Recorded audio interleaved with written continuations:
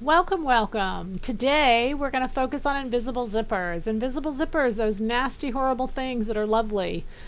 Invisible zippers are just such a necessary part of sewing, and we can avoid them for a while, but ultimately, once we do them, we'll just be much happier and we'll have much more freedom in our clothing to be able to do what we want to do where we want to do them. So let me explain to you briefly in Ready to Wear what the invisible zipper means and what it does and the role it plays. If I have a design, and I'm going to give you an example of skirts and then also in tops. If I have a design and I simply, this is a skirt and it's this is a Ralph Lauren, it's black label, so 500 and up, and I have a beautiful design, I don't want to destroy the design, that's where the invisible zipper is used. I have to have an opening, I have to be able to get in, but any kind of lap or lace or any of that kind of thing would not be appropriate. The invisible zipper is just that. It's beautiful, it's simple, and it's invisible for the most part, okay? The other very important usage that I'm going to see is in tops. This is a Elie Tahari, again, kind of high end. This is a combination of a sheer and a woven. Now recognize that if I want to get fit below the bust, I can do that in a knit, but in a woven I can't do that because then I can't get the garment off, because once I've taken in all this fit underneath the bust, I can't get the garment to go over my bust and my head. With a knit I can do it, but with a woven I can't do it. So I'm going to turn you to the side here, and again, a beautiful invisible zipper is done here, and the whole reason is to not interrupt the design, but to incorporate that ability to get that woven fitted and still off my head at the same time. Currently what we're using is chunky zippers at the side, but chunky zippers are a trend and they won't last. If you really want a classic look or something that you're not going to have to change out, then the invisible zipper is definitely the zipper to use. So let's go to the sewing machine and let me show you a great method on how to do this invisible zipper. I learned this years ago from a woman who worked in the factory. She'd worked in the factories for many, many years, and she just was incredible. Her methods were amazing. I'm going to use two fabrics side by side just so that we can somewhat try to match the prints that are going on here. And what you always want to do is start with an area where they're even at the top means even at the bottom. Don't try to use your zipper to make them even. So again, I have, as long as I line that all up, I'll be good to go. So what I'm going to use as an alignment point is the very top. So the zipper is going to go in between. I am purposely using one color fabric, one color zipper, and one color thread. Well, actually same color as the zipper, but you're going to see it on this fabric, so it's quite a contrast. So that you can see what I'm doing. Normally, purposely, you'll want to get these invisible zippers to be the color that you want the garment to be. So to start, just to make sure you don't mess up which side goes to which, you're going to flip the right side over your zipper and grab these two pieces. I always line the top of the zipper up with the top of the tape. You can't sew it with the zipper closed, so you're going to have to open the zipper. And that's, again, the reason why I line that up is I have a tendency that that's where I'm going to sew. You're going to sew with the tape up, and I'm going to recommend that you use no fancy foot. Now, the woman who showed me how to do this method actually didn't use a foot at all. I have tried that, and I can't do that. I need the control of those feed dogs pulling it forward, but she had complete freedom. But what you want to do is simulate complete freedom. And so what I've done is I've moved my needle all the way to the left, and I've put my zipper foot on so that it leaves me complete freedom as to where that needle can go. And the reason I want to do that is I'm going to pull this coil down with my finger, and I'm going to sink my needle right into the top of that coil. You don't need to iron this, you don't need to do anything else. I'm just going to roll that coil flat with my finger, and as I roll it, I'm going to let the needle follow right behind. Now my foot is having a tendency to roll that needle down for me, and so that's exactly what I want. I always get a zipper that's longer than what I need, so I don't need to stitch this whole thing. All I need to do is keep going. When I get to the end, stop. No back stitching, no nothing, just stop. Okay, so all I've done is come in right there. I actually clip these right next to where they are, and in the real thing I would backstitch, just right now I'm not. I'm going to zip that up.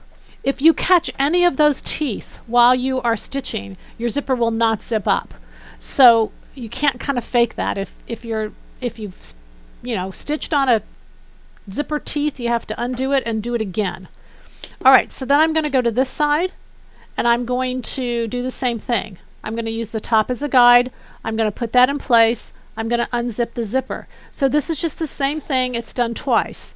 In order to do it, and I would definitely line it up. I've stitched way too many zippers where I've stitched on the wrong side to the wrong place. So just be careful of that. And just because it slipped out of my finger, I'm going to go ahead and put a little pin there while I'm unzipping it.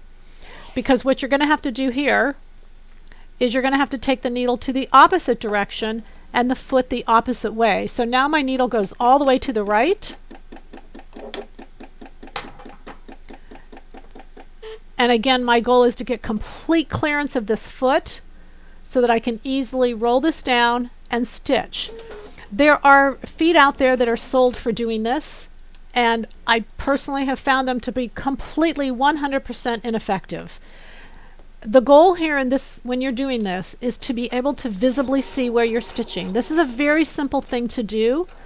If you notice any of those feet, supposedly they tell you they lay the coil down, they do all the work for you. They don't do any of that for you. They don't get you close to the teeth like I'm getting you, and you can't see where you're stitching.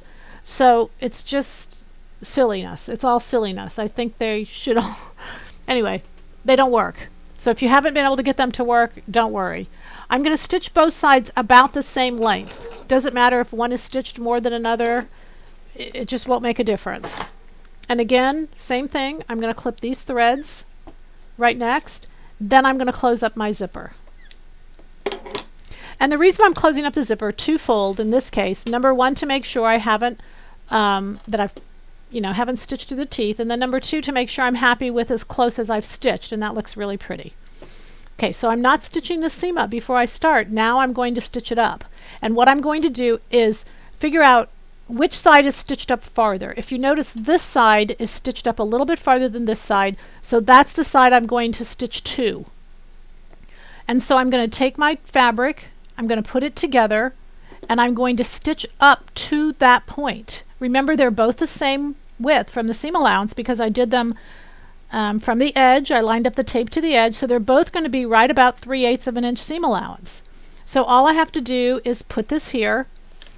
Now, aligning wise, I want to put my foot or the needle as close to I can. So I'm not explaining that well. I want to put my foot on this side so that my needle is clear to go wherever I want it to go, because I'm going to intersect this point right there. So that means in this case, I'm going to switch my needle back to where it was. I'm going back to the left side. All right, so I'm not going to worry about this underneath portion. My zipper's over here, so that's why my foot needs to be on that side, and that's why my needle needs to come up and come right in here and come clean.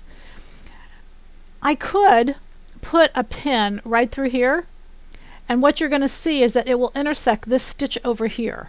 You just really, though, don't need to worry about that, because you've sewn those two straight lines and they're right on the edge of that zipper. It will sew beautifully.